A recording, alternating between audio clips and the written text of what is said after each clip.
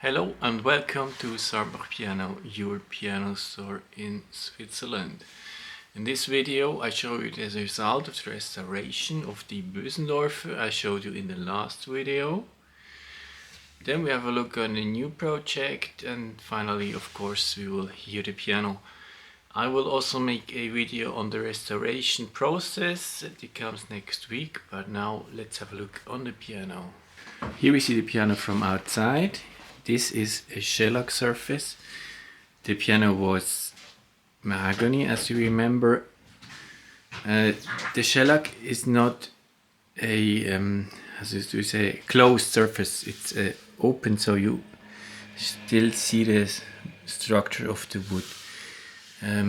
To make it close, it's really almost impossible, and also I like this style.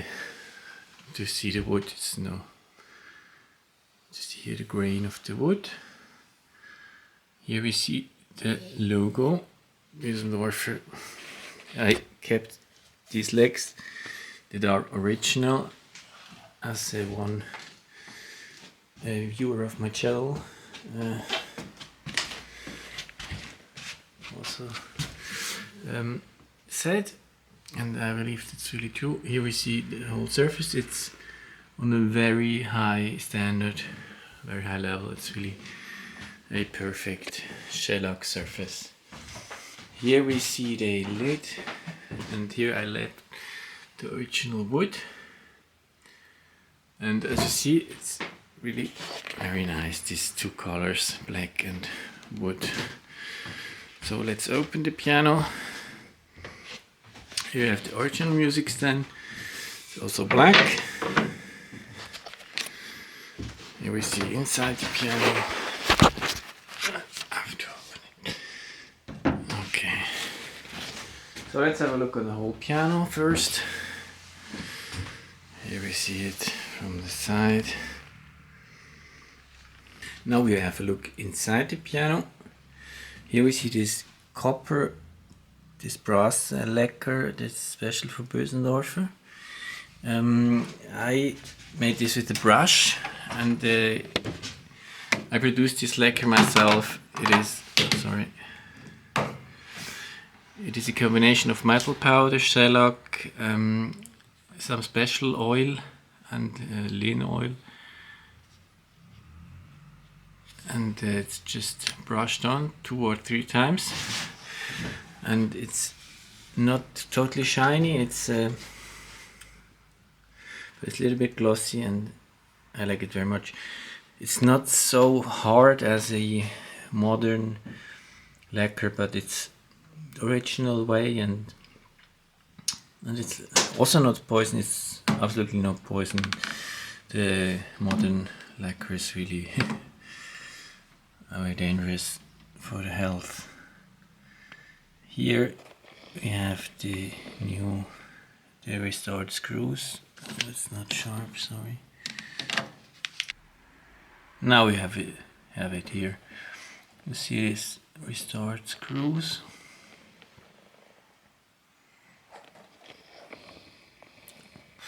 Okay, that's enough. Then here we see the new pins. You can always choose between the blue and the silver pins, nickeled or blue, but blue is the original way in this area. Sorry. Here we see the strings, coils, string coils. It's very important that they are closed like this. They are pressed together, so this helps to have a stable tuning from the beginning. Here we see the dampers, new damper felts. Then here we see the shimmed soundboard.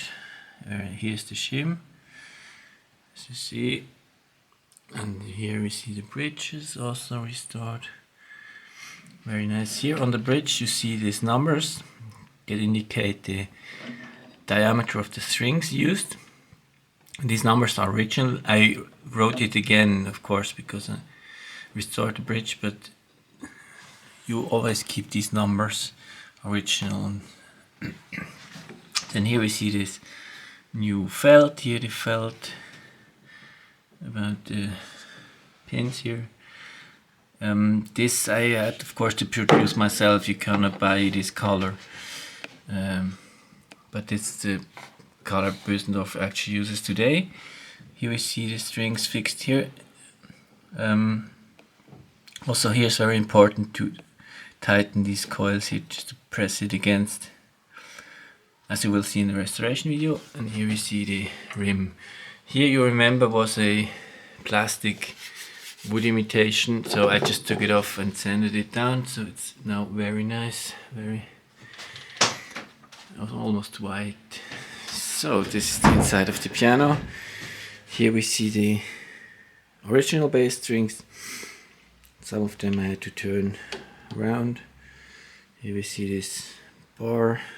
Okay. Also all metal parts, of course, polished. The inside of the lid is still wood, just a little bit darker. Put on some oil. Then here we see the new key toppings, key tops.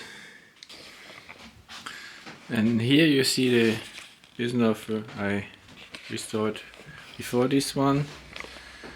This is a 170 model. This is a 165 model. Here we see the next project. This is a Eibach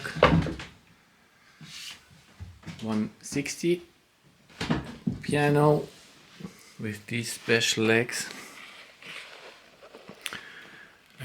This Eibach is very special because, or Eibach as you say in German, because it's a so-called double cross piano. Here we see the upper strings, then here the bass strings are crossed as usual, but 10 of bass, the lowest 10 bass strings are double crossed. They are crossed over the crossed bass strings, and they have a special fixation here. And this really brings out a fantastic bass here. So you may ask you why this hasn't been done by other producers. I don't know. Of course, this is a concept for small pianos. The idea is that you have a full bass in a not so big piano, and I think it's quite difficult to construct and to do this, and it costs some money. So I think this is the reason why this is not done. And also these lower notes are not used so often.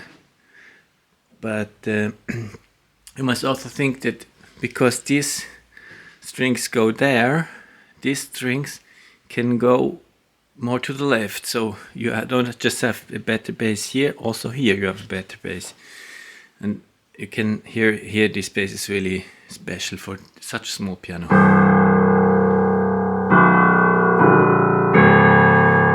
Really great. And here we have the